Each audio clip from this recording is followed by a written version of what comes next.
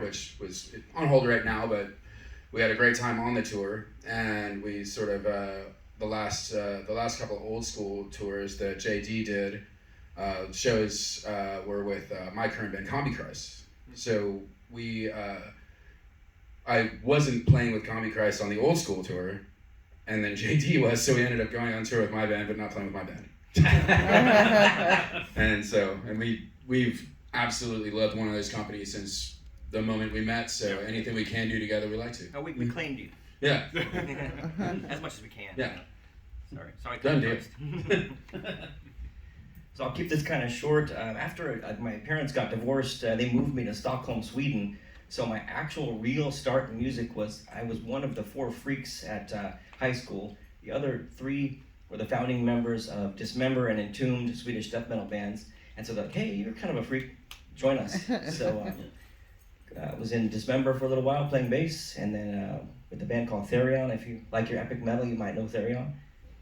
And moved back and then got sucked into the goth scene and never left. So that's kind of how it went. Go back. Right? I was at high school. You just started like where I was making industrial or just music in general? Music. Okay, so I was at high school. I didn't know anybody yet, and I was trying to figure out, okay, what's a good way of getting to know people? And there were 2 places, the smoking area.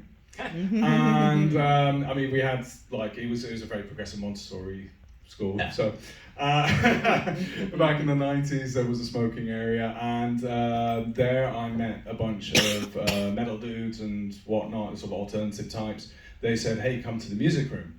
And I very quickly figured out that through doing music, you could get to know people. And I saw how much, I was listened to a lot of music myself from a very young age.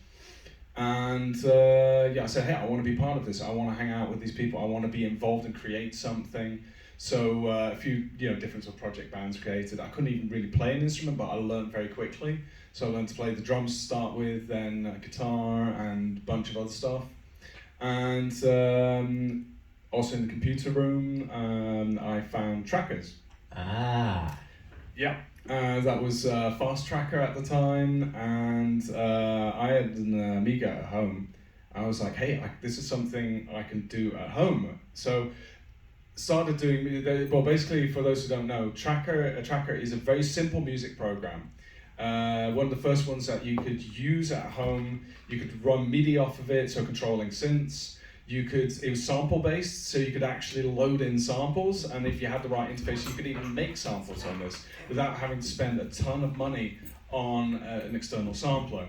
So for a young teenager, that was a big deal. Like all of a sudden, you could sample anything. You could create. I was already into. I'd grown up with Nights of Ebb and Front 2 for 2, all of that on MTV.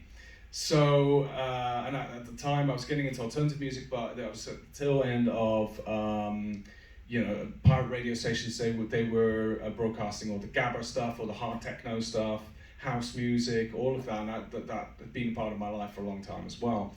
So being able to experiment with electronic music had always been like a pipe dream for me.